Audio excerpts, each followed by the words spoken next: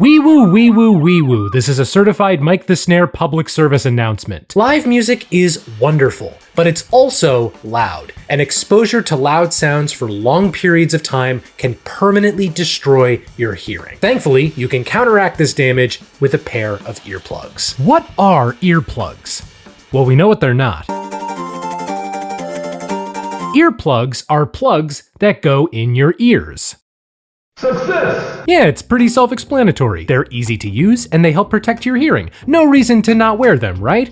Except, hearing loss is a quiet yet omnipresent affliction. According to the CDC, noise-induced hearing loss is common in about 48 million Americans. It's twice as prevalent as diabetes or cancer. Musicians have spoken about it too. Chris Martin has said he suffers from noise-induced hearing loss. AC/DC's Brian Johnson had to stop touring for a few years because of it. And Paul Simon just recently said he may never tour again because of it. Now, if we all knew about hearing protection and we all wore earplugs, then I personally could sleep easy at night. But you want to know the percentage of US Americans who reported consistent use of hearing protection according to a 2018 CDC study? 8%.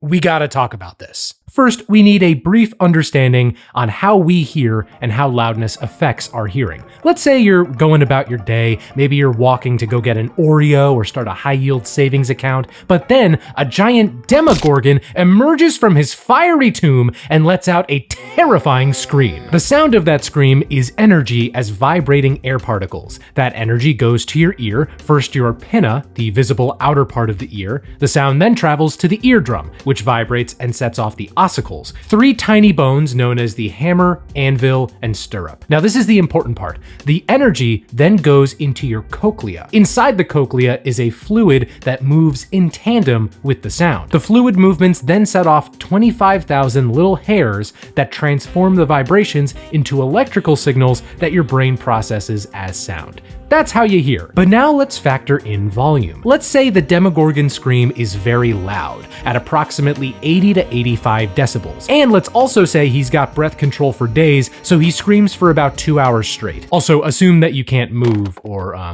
cover your ears.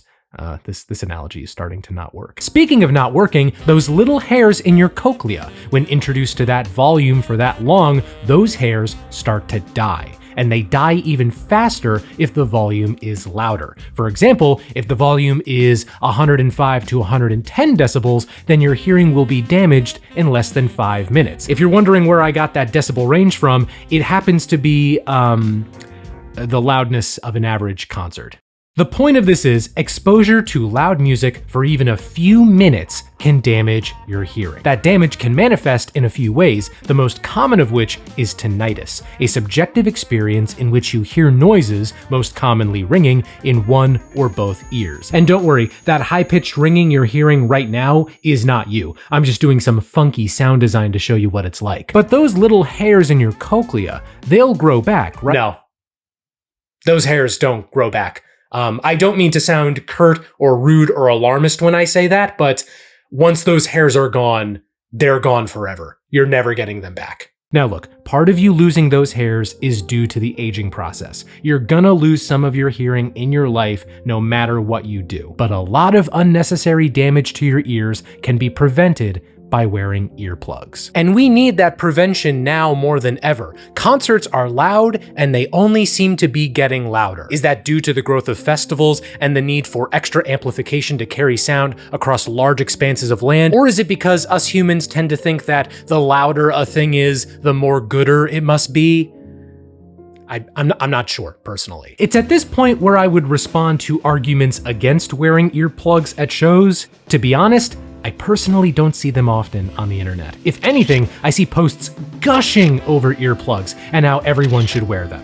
However, there is this place outside of the internet called the real world. It's true, look it up. And I've talked with a few people that don't wear them. It's usually because A, the earplugs are uncomfortable to wear, or B, they feel like earplugs keep them from experiencing the magic of live music. The first one comes down to finding the right plugs for you, and I'll recommend a few in a moment. The second point I get, but Okay, let me put it like this. You know how there's that thing people do when they love each other very much, and how that can lead to a feeling of transcendence, but if you don't wear protection during, then you either put your health at risk or change the course of your life irrevocably?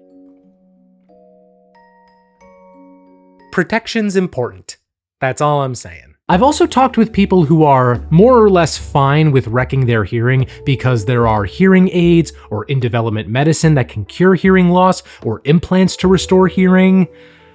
I'm sorry, but are those plans? Short-term musical satisfaction, but you guarantee that you'll need external devices to have functional hearing, or wait on medicine that doesn't exist yet and often fails in clinical trials, or have your life literally turn into Sound of Metal? Have you seen Sound of Metal? Because if you've seen Sound of Metal, I don't think you'd want your life to be Sound of Metal. I'm sorry, I'm just not convinced. And I don't mean to put down anybody who does wear hearing aids or implants. I am glad we live in a world where people who have lost their hearing for reasons beyond their control have a chance to hear again. I'm just saying, for all the young people out there who have healthy hearing, wearing protection at shows is something you can control. If you're looking for earplug recommendations, let me first say that the best earplugs are the ones you have on you or the ones you can most easily get. If you go into any convenience store, you'll probably find these orange ones. I don't love how they feel or how live music sounds when I have them in. However, if they're the only thing you've got around, then they are acceptable. A couple earplug brands that have good reviews are Earpiece, D'Addario, Loop,